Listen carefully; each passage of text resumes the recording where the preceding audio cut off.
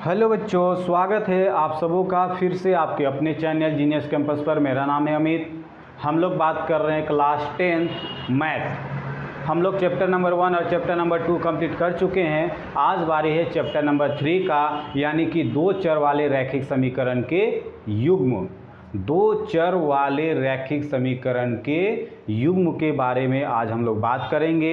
यानी इस चैप्टर में हम लोग समझेंगे दो चर वाला रैखिक समीकरण, है ना, यानी linear pair of linear equation in two variable. Pair of linear equation in two variable यानी दो चर वाले रैखिक समीकरण के युग्म के बारे में हम लोग बात करेंगे।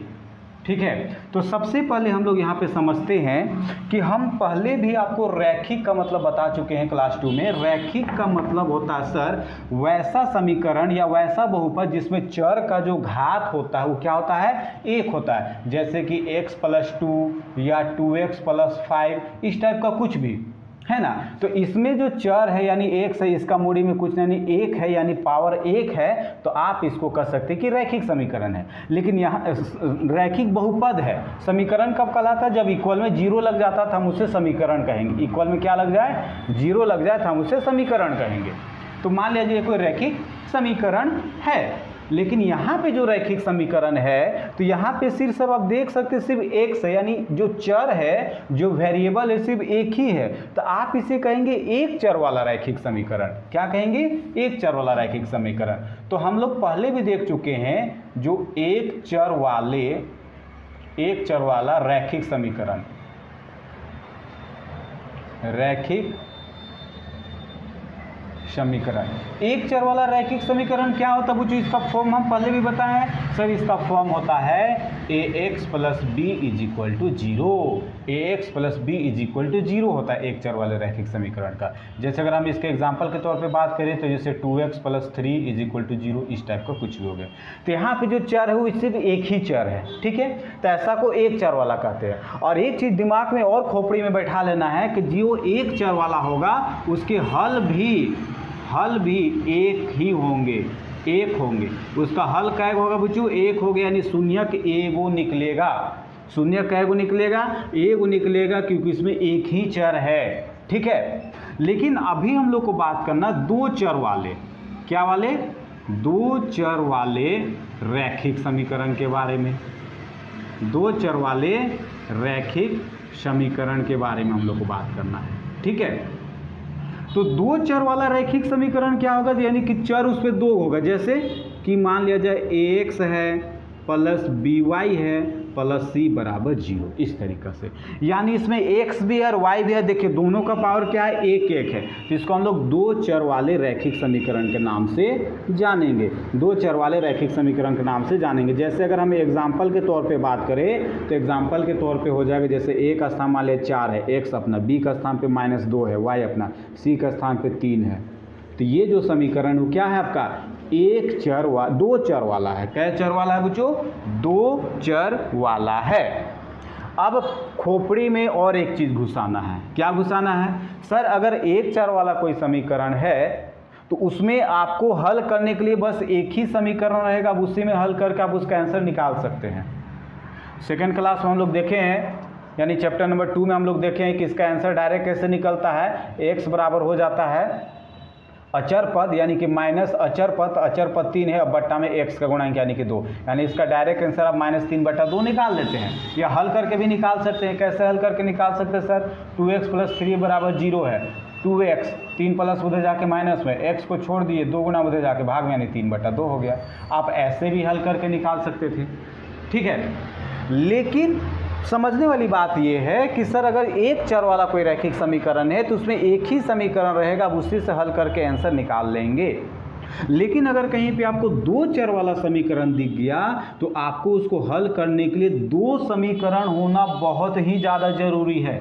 जब तक दो समीकरण नहीं रहेगा आप उसको हल नहीं कर सकते हैं, हल नहीं कर सकते हैं। तो हम लोग अब बात करेंगे, है ना, क्या बात करेंगे, दो चर वाले रैखिक समीकरण का युग्म देखेंगे।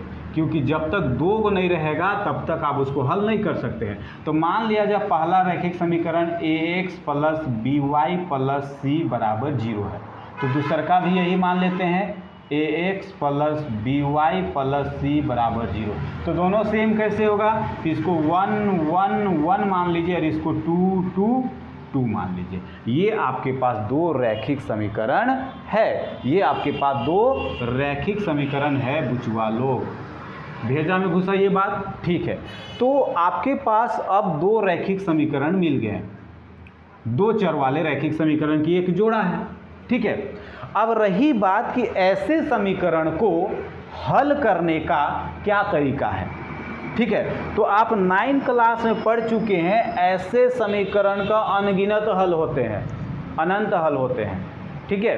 अगर सिर्फ एक ही इक्वेशन हो तो एक इक्वेशन में एक सर वाई के अनगिनत हल होते हैं, यानी ऐसा कंडीशन में हल जो होता है वो क्या होता है, अनंत होता है। हल जो होता है क्या होता है बुचवा लोग, अनंत होता है, अंधवारी होता है। 9 क्लास में लोग पढ़ चुके ना, है ना, कि यहाँ पे एक्स और वाई का कुछ ऐसा वैल्यू रखा जाएगा कि इसको रखने के बाद क्या हो जाए, ये 0 आ जाए, क्या आ जाए, 0 आ जाए। तो ऐसा अंधवारी हल होगा, ठीक है। लेकिन वही चीज़ अगर 2 समीकरण मिल जाए तब उस कंडीशन में हल में कुछ फेर बदलाव हो सकते हैं। फेर बदलाव क्या हो सकते हैं, इसके हल में क्या क्या हो सकते हैं, इसके हल या तो 1 निकल सकते हैं, या तो अनंत निकल सकते हैं, या तो कोई भी हल नहीं हो सकता है। ऐसा भी हो सकता है कोई भी नहीं, कोई भी नहीं, ऐसा भी हो सकता है। तो हम लोग को यहाँ पे बात अब ये करना है कि ऐसे समीकरण को हल करेंगे तो करेंगे कैसे। लेकिन उससे पहले एक चीज़ आप याद रखेंगे कि x का गुणा में जो होता है उसको हम लोग a कहते हैं, y का गुणा में जो होता है उसको b कहते हैं, जो छुच्छा होता है उससे c कहते हैं। ये चीज़ भेजा में घुसा लेना है, x का गुणा वाला a, y का गुणा वाला b और जो छुच्छा होगा वो c। ये भी एग्जाम में पहचानने के लिए आता है, इसे भी 9 क्लास हम लोग ये चीज़ पढ़ चुके हैं। तो अब हम लोग इसका हल करने का विधि देखेंगे, हल करने की विधि, हल करने की विधि के हल करने की विधि के बारे में बात करते हैं कि इसका क्या क्या विधि है। तो याद रखेंगे बबुआ लोग, इसके 2 मेथड होते हैं। पहला मेथड होता है ग्राफीय विधि, क्या चीज, ग्राफीय विधि। और दूसरा तरीका होता है बीजीय व्यंजक विधि, बीजीय व्यंजक विधि।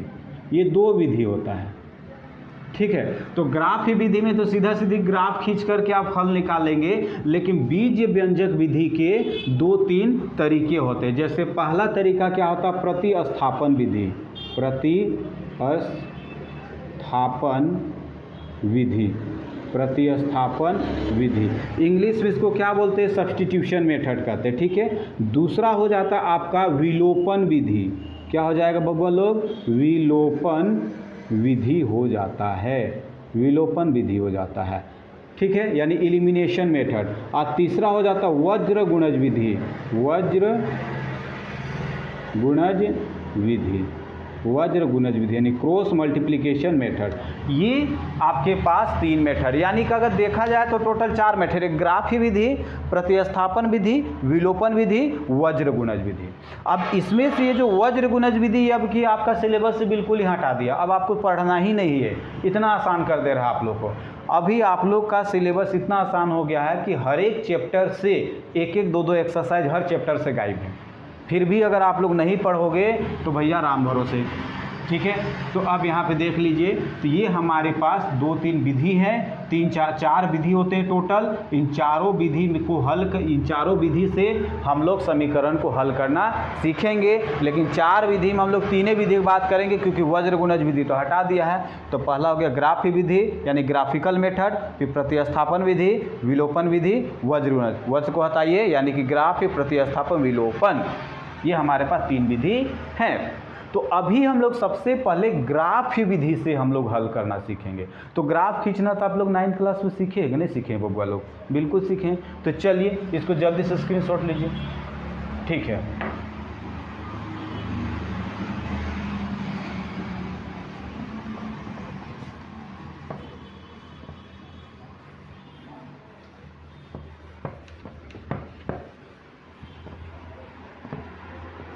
अब यहाँ दिमाग लगाना है, आपको ग्राफ विधि से हल करना है, ठीक है। ग्राफीय विधि से हल करना है, यानी ग्राफिकल मेथड से, ग्राफिकल मेथड यूज करना है। लेकिन ग्राफिकल मेथड को समझने के लिए,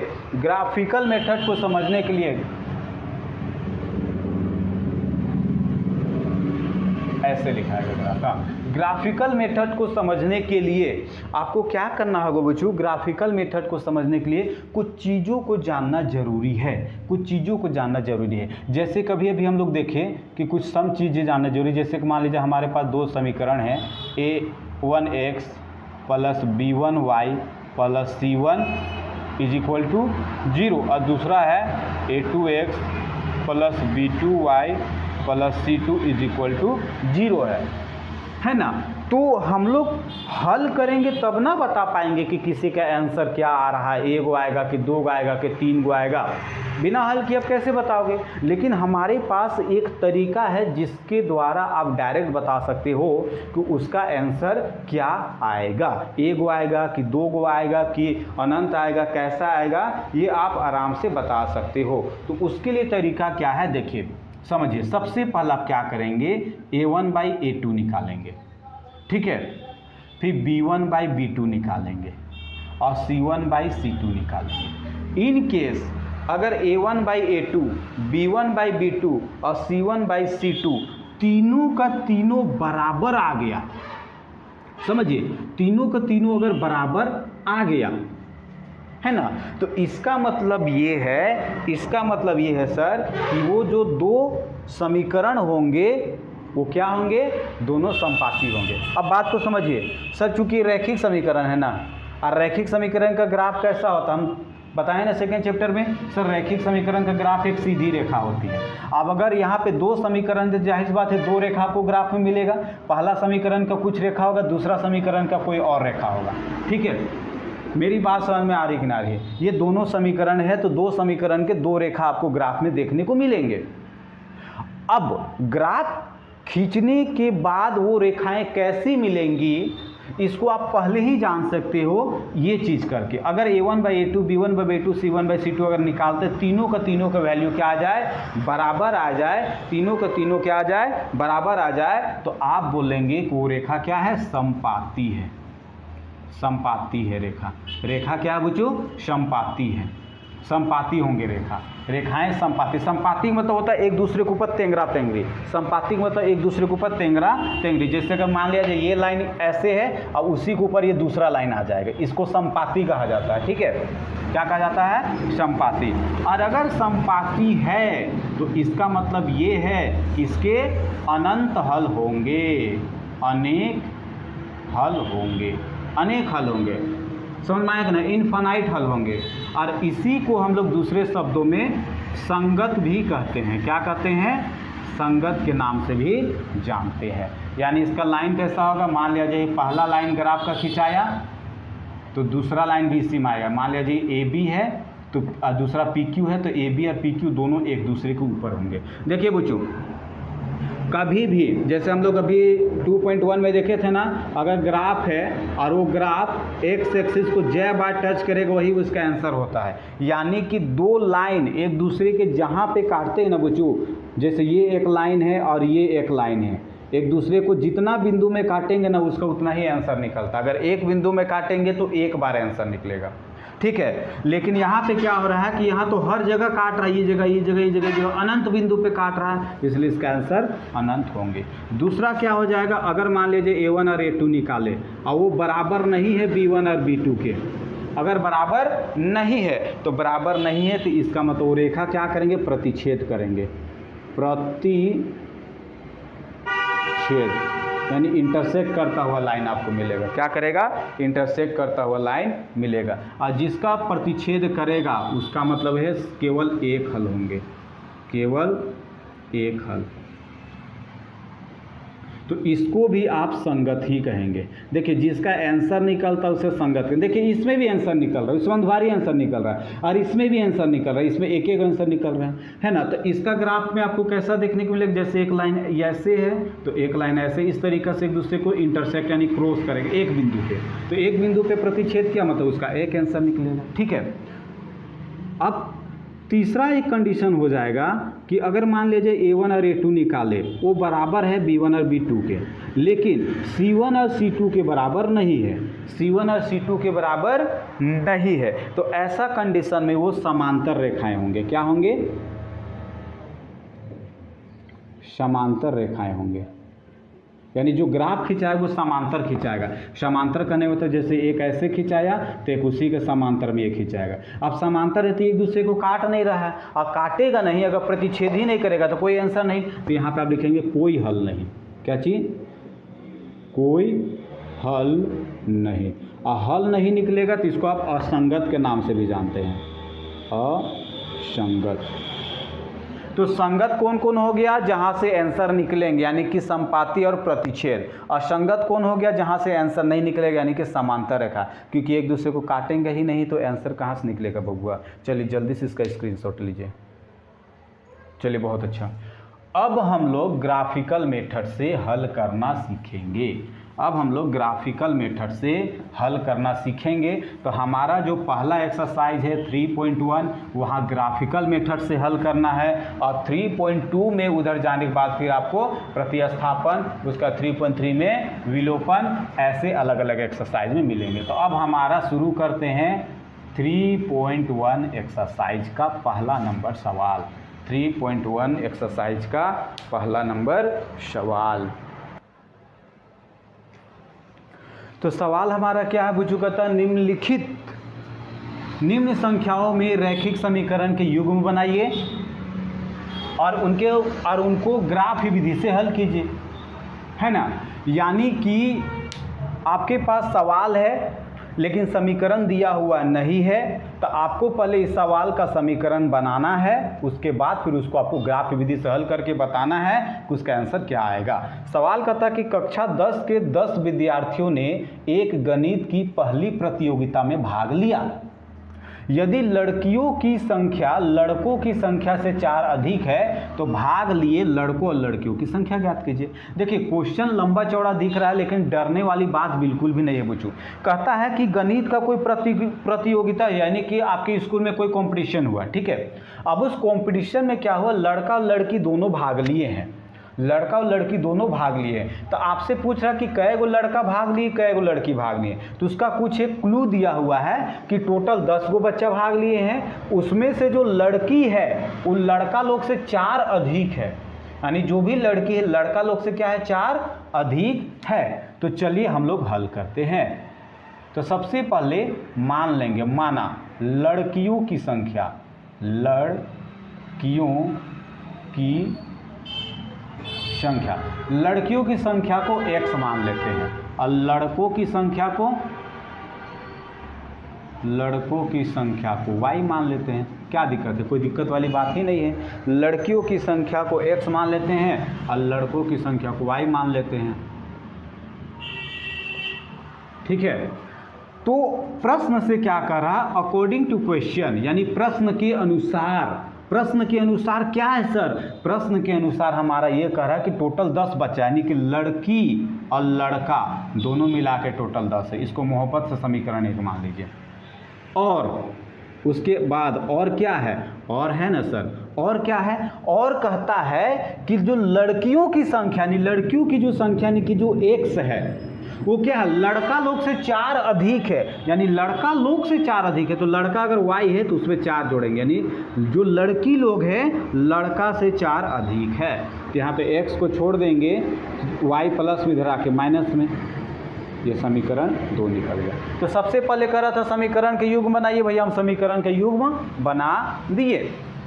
अब हमको क्या करना है, इसको हल करना है। तो हल करने के लिए ग्राफ विधि से हल करने का तरीका हम बताए हैं भैया। पहले डिवा ढोंगरा बनाना है तो सबसे पहले समीकरण 1 लीजिए। समीकरण 1 से, समीकरण 1 में क्या है, x + y = 10 है कि नहीं। तो y को छोड़ दीजिए, x आपका प्लस उधर जाके माइनस में हो जाएगा। बस अब बना दीजिए आप डिवा ढोंगरा। अब डिवा ढोंगरा क्या कीजिए, बनाइए डिवा ढोंगरा। ठीक है, चलिए अब आप डिवा ढोंगरा बनाएंगे तो हम लोग कहाँ पे बना दें, यहीं पे बना देते हैं ना, क्या दिक्कत है। देखिए, तो हम पहले बताएं कि कम से कम कोई 2 वैल्यू लेना आपको ज़रूरी है। चलिए, x का स्थान पे क्या रख दे, x स्थान पर अगर आप 0 रखते हैं तो y क्या हो जाएगा सर, 10 - 0 यानी कि 10 हो गया। यानी x अगर आप 0 तो y आ गया 10। अब x का वैल्यू क्या रखें, आप अपने मन से बताइए, आपको जो भी रखना हो। आप चलिए 5 रख दीजिए या 4 रख दीजिए, चलिए 4 ही रख देते हैं। तो y क्या हो जाएगा, है ना। तो 10 - 4 बराबर क्या होगा, 6। यानी x अगर 4 रखे तो y हो गया 6। इस तरीके से पहला समीकरण हो गया। अब समीकरण दूसरा से, समीकरण 2 से, समीकरण दूसरा में मेरा क्या है सर, समीकरण दूसरा में अगर आप देखें तो x - y = 4 है ना। x - y = 4, तो माइनस वाई उधर जाके प्लस का y हो जाएगा। यानी कि x - 4 = y होगा कि नहीं होगा। कैसे हुआ सर, देखिए ना, x है, माइनस वाई उधर जाके प्लस में, यानी 4 + y हो गया। अब y को अगर आप छोड़ देंगे तो 4, y को अगर आप इधर छोड़ देंगे तो 4 प्लस इधर आके माइनस में हो जाएगा। इस तरीक़े से हो जाएगा।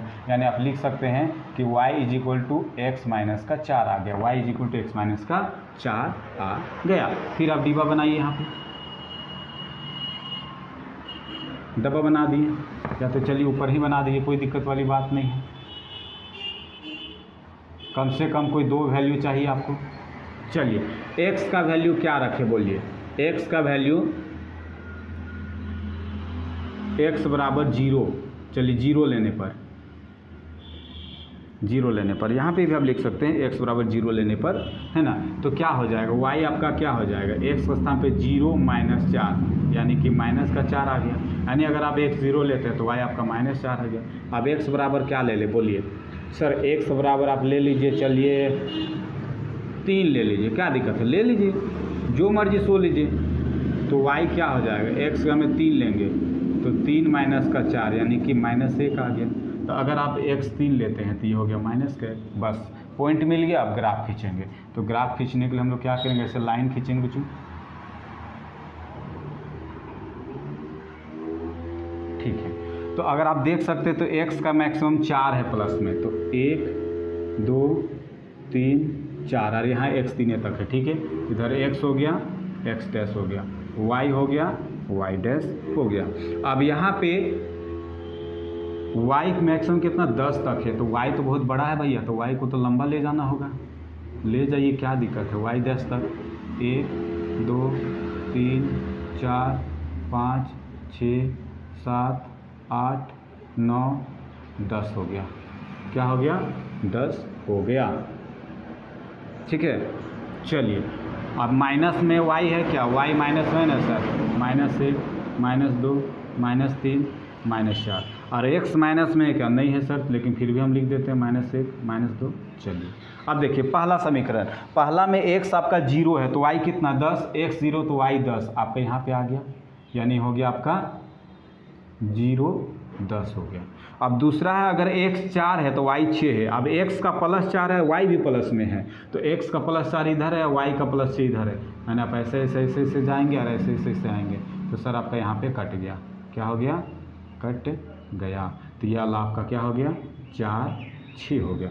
अब दोनों लाइन को आप मिला देंगे, दोनों लाइन को क्या करेंगे बच्चों, दोनों पॉइंट को मिला देंगे। तो अगर आप पॉइंट को ऐसे मिलाते हो तो इस तरीके से आएगा। मेरा इधर जगह नहीं है ना, लेकिन आप ऐसे खींच सकते हो कि इस तरीके से लंबा जाएगा।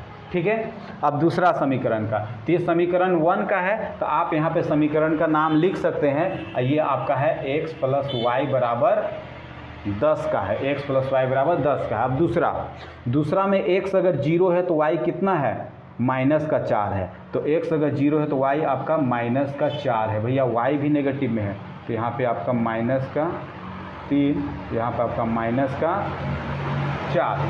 ठीक है, तो y आपका -4 है, x 0 तो y -4, यानी यहाँ पे आ गया। अब दूसरा, अगर x 3 है, x का 3 प्लस में है तो y कितना -1 है, तो y का -1 इधर है, तो ऐसे आएंगे, यहाँ आएंगे, यहाँ पे पॉइंट मिल गया। मिला कि नहीं मिला बब्बा? बिल्कुल मिला। तो अब इन दोनों को मिला देंगे, ऐसे जाएगा लाइन, ठीक है, ये लाइन ऐसे जाएगा। तो जाने के बाद आप देख सकते हैं सर कि यहाँ पे ये कट गया, यहाँ पे क्या हुआ, ये कट गया। अब कट गया तो यहाँ पे हो गया 4, ये 5 हो गया, ये 6 हो गया, ये 7 हो गया, ये 8 हो गया, ऐसे आगे बढ़ रहा है। तो कहाँ पे कट रहा है? तो अगर आप ग्राफ कॉपी में आराम से खींचेंगे ना तो आप देखेंगे कि इधर से देखिए, ऐसे देखिए, जो कटान बिंदु इसके ऐसे अगर आप मिलाइएगा तो ये 7 में आएगा, और अगर आप इधर से ऐसे मिलाइएगा, देखिए ये थोड़ा सा टेढ़ा हो गया है, तो इधर से इसे मिलाइएगा तो ये 3 में आएगा बच्चों, ठीक है। ये कहाँ आएगा? 3 में आएगा, यानी कि ये आपका 7 और 3 में कट रहा है। कितना में कट रहा है? 7 और 3 में, यानी x तरफ से 7 आया, y तरफ से 3 आया। तो x हमारा क्या है? x हमारा लड़कियों की संख्या है, तो आप लिख सकते हैं यहाँ पे देयरफॉर लड़कियों की संख्या क्या हो गया? 7 हो गया, और लड़कों की संख्या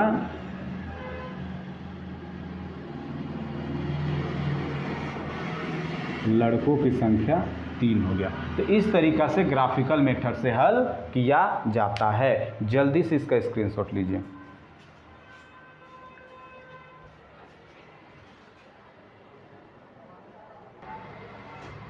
सेकेंड नंबर सवाल क्या है? कहता है 5 पेंसिल तथा 7 कलम का मूल्य 50 रुपया, यानी 5 गो पेंसिल लिया और 7 गो कलम लिया, दोनों में 50 रुपया दिया। लेकिन उधर कहता है कि 7 गो पेंसिल लिया और 5 गो कलम लिया तो 46 रुपया दिया। तो एक पेंसिल और एक कलम का दाम बताना। तो सबसे पहले हम लोग मानेंगे, माना एक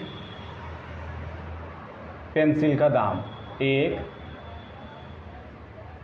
पेंसिल का मूल्य कितना हो जाएगा भैया? एक पेंसिल का मूल्य मान लेते हैं 100 रुपये है ना, और एक कलम का मूल्य, एक कलम का मूल्य हम लोग y रुपये मान लेते हैं। क्या मान लेते हैं? y रुपये मान लेते हैं। एकदम ध्यान से समझना है, आराम से समझना है, ठीक है।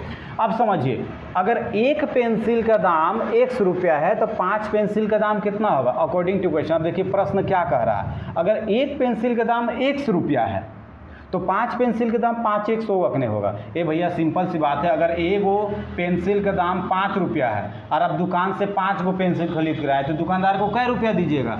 सर एक पेंसिल का दाम 5 रुपये, दुकान से हम 5 पेंसिल खरीद के लाए तो 5 से गुणा कर देंगे, यानी 25 रुपया देंगे सर। वही चीज़ है, एक गो पेंसिल का दाम 100 रुपया है तो 5 गो पेंसिल का दाम 5 100 हो गया। ठीक उसी तरीक़े से एक गो कलम का दाम y रुपये है तो 7 गो कलम का दाम 7y हो गया। अब 5 गो पेंसिल और 7 गो कलम दोनों मिला कर के कितना पैसा दे रहा भैया? सर वो पैसा दे रहा है 50 रुपया। इसको समीकरण 1 मानिए, ठीक है। और दूसरा तरीका में देखा जाए तो फिर वही चीज़ है कि अभी अब 7 गो पेंसिल लिया तो 7 गो पेंसिल का दाम 7x हो गया। अब 5 गो कलम लिया तो 5 गो कलम का दाम 5y हो गया। तो अभी कितना दे रहा है? 46 रुपये दे रहा है। तो समीकरण बन गया। अब आपको क्या करना है? इसको हल करना है। तो सबसे पहले समीकरण 1 को लीजिए, समीकरण 1 से। तो समीकरण 1 में हमारा क्या है सर? 5x + 7y = 50 है। 7y को पहले इधर छोड़िए, 50 अपना, 5x प्लस उधर जाके माइनस में हो गया सर, ठीक है। अब y को छोड़ दीजिए, 7 गुना उधर जा कर के क्या हो जाएगा सर? भाग में। हमेशा क्या करना आपको? y को इधर छोड़ना, 7 को उधर ले जाना। अब डिब्बा बनाइए। क्या बनाइए? डब्बा बनाइए। तो जैसा कि हम बताए हैं कि कम से कम एक सर y के 2 हल लेने आपके बहुत ज़रूरी है। तो अब क्या लेंगे समझिए। तो ऐसा वैल्यू लेना है ना बच्चों कि हल करने के बाद ना बट्टा उल्टा में ना आए। अब अगर मान लीजिए x स्थान पर 0 रखेंगे तो 5 तो खत्म, तो 50/7 बचेगा। तो 50 7 से नहीं कटता है, यानी कि बट्टा में आ जाएगा, लफड़ा नहीं लेना है। तो ऐसा यहाँ राशि रखिए ना कि यहाँ हल करने के बाद 7 से कट जाए। तो 7 का पढ़ा में क्या आता है? 7 × 5 = 35 आता है कि नहीं आता है? आता है। तो अगर यहाँ 35 हो जाए तो कैसा रहे? तो 50 में कितना घटाएंगे? 35 बचेगा सर 15, यानी यहाँ पे 15 हो जाए, यानी x का वैल्यू अब 3 रखिए। तो x = 3 लेने पर अगर आप x का वैल्यू 3 लेते हैं तो y क्या हो जाएगा?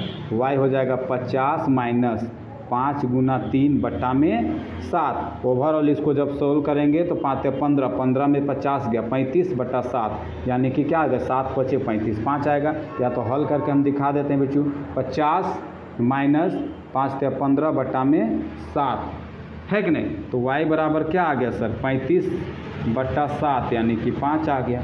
यानी अगर आप x 3 लेते हैं तो y क्या आ गया, 5 आ गया। y क्या आ गया, 5 आ गया। अब अगला क्या ले लें, अगला अब हम लोग ले लेते हैं x बराबर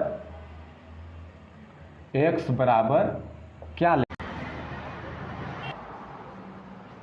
तब हम लोग यहाँ ऐसा करते हैं, x बराबर हम लोग ले लेते हैं 4, माइनस का 4 ले लेते हैं। तो -4 लेने का फ़ायदा क्या है, x बराबर -4 लेने पर क्या फ़ायदा है, फ़ायदा ये है सर, देखिए y बराबर क्या हो जाएगा, 50 माइनस 5 गुने माइनस का 4 बट्टा में 7 है। तो y बराबर क्या हो जाएगा, 50 माइनस माइनस प्लस 5 चौके 20 बट्टा में 7, तो 70 हो जाएगा। तो 70 को 7 से काटेंगे, क्या आ जाएगा सर, 70 को 7 से काटेंगे ना सर, तो हमारा आ जाएगा 7 दाएँ 70 यानी 10। यानी अगर आप x क्या ले लिए, -4, तो y क्या आ गया, 10 आ गया। अब समीकरण 2 में हमारा क्या है सर, समीकरण 2 में है 7x प्लस 5y बट्टा 46 है, ठीक है। तो 5y की इधर छोड़िए, 7x प्लस में उधर जाके आपका माइनस में हो गया, ठीक है। अब यहाँ से y को छोड़ देंगे तो 5 उधर जाके क्या में बदल जाएगा सर, 5 उधर जाके भागा में बदल जाएगा। फिर वही डिबा ढोंगरा हम लोग लेंगे सर, डिबा ढोंगरा में हल करके रखेंगे, तो हमारा x हो गया, ठीक है। अब x का वैल्यू अब क्या ले ले, x का वैल्यू हम लोग क्या ले तो देखिए कि 5 से कट जाए तो 5 छक 30, 5 सते 35, तो यहाँ x का स्थान पर 1 रखेंगे तो 7 घटाएंगे तो क्या हो जाएगा 39, 14 घटाएंगे तो क्या बचेगा, 14 घटाएंगे तो आपका बच जाएगा 2, इधर 3, 32 बचेगा। 21 घटाएंगे तो 3 रखिए, x का वैल्यू क्या रखेंगे 3, तो y क्या हो जाएगा 46 माइनस 7 गुणे 3 बट्टा 5, तो y बराबर हो जाएगा 46 माइनस 7 है 21 बट्टा में 5। अब क्या बचेगा सर, हमारा यहाँ पे बचेगा 46 में अगर 21 जाएगा तो बचेगा 2, इधर बचेगा 5 बट्टा 5, यानी काट के क्या आया 5 आया। अगर x का मान आप 3 लेते हैं तो y क्या आ गया 5 आ गया। अगर आप x का मान 3 लेते हैं तो y आपका 5 आ गया।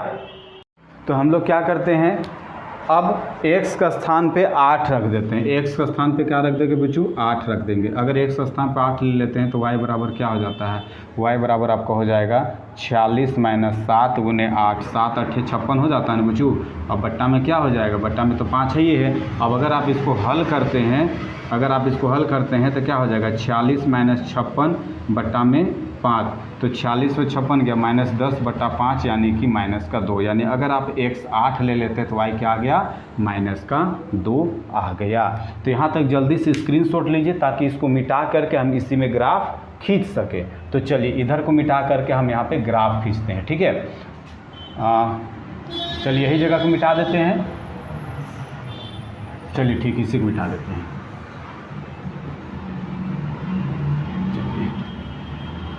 तो ये हमारा बस एक डिब्बा से काम है, डब्बा में हमको पता ही कि क्या क्या वैल्यू है, तो हम ये डब्बा को भी यही जगह भी फ़िलहाल के लिए बना देते हैं।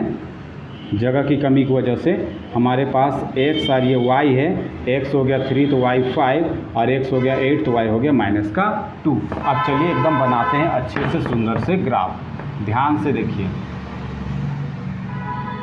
इक्वल डिस्टेंस पे लिया जाता है जो भी आप लेंगे, ठीक है, बहुत अच्छी बात है। तो अब आपका देखिए x मैक्सिमम 3 तक है, 8 तक है, 1 2 3 4 5 6 7 8 9 10 तक चल गए, 1 2 3 4 5 6 7 8 9 10 तक चल गए। और नेगेटिव में x है क्या -4 है, तो कर देते हैं 1 2 3 4 5, -1 -2 -3 -4 -5। आप लोग ग्राफ कॉपी में आराम से बनाएंगे इक्वल डिस्टेंस लेकर के, ठीक है। उसके बाद 1 से 8 तक है, y + 5 तक है, 1 2 3 4 5 6 तक है, ठीक है। x डैश हो गया, ये y हो गया और ये y डैश हो गया, ये x हो गया। अब y का नेगेटिव -2, अच्छा 10 तक है y आपका कहाँ है 10 तक है, तो ये यहाँ पे समाएगा नहीं, तो हमको इसको नीचे करना होगा। क्या करना होगा? नीचे करना होगा। चलिए लाइन को मिटा करके नीचे करते हैं, क्योंकि ये 10 तक है तो थोड़ा सा हम नीचे करेंगे ताकि ऊपर ये कवर कर ले,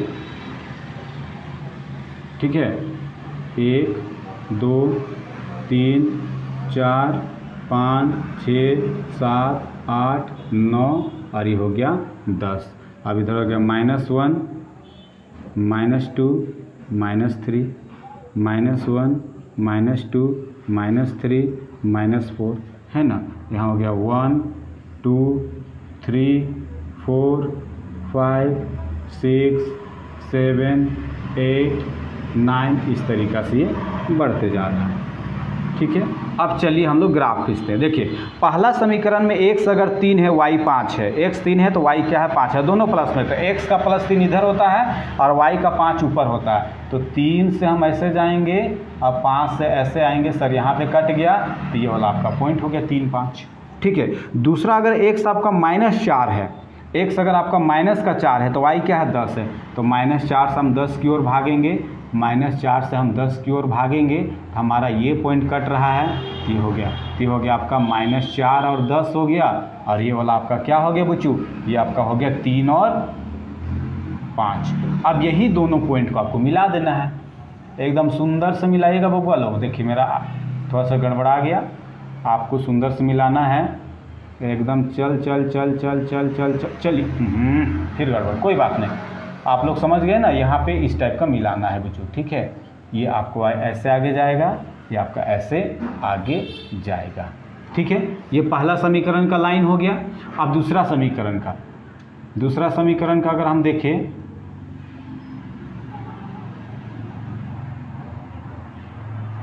तो दूसरा समीकरण का हमारा क्या है सर, x अगर 3 है तो y 5, x 3 y 5 यहीं पे आएगा, ठीक है। और लेकिन क्या है, x अगर 8 है, प्लस का 8 है, तो y क्या है -2 है, तो y -2 यानी -2 ऐसे जाएगा और ये 8 ऐसे आएगा, यानी यहाँ पे, यानी ये और ये पॉइंट का आपको मिलाना होगा।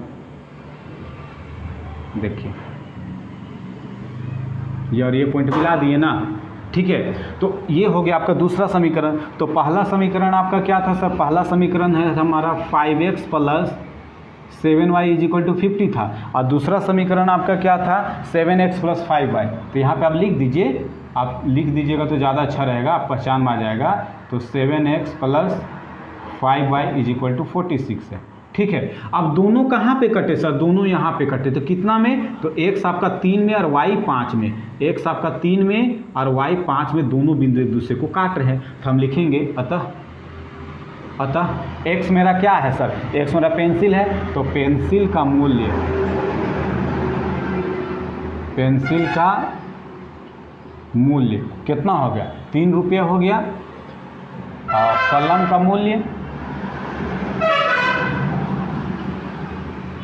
कलम का मूल्य हो जाएगा 5, यानी कि 5 रुपया, 5 रुपया।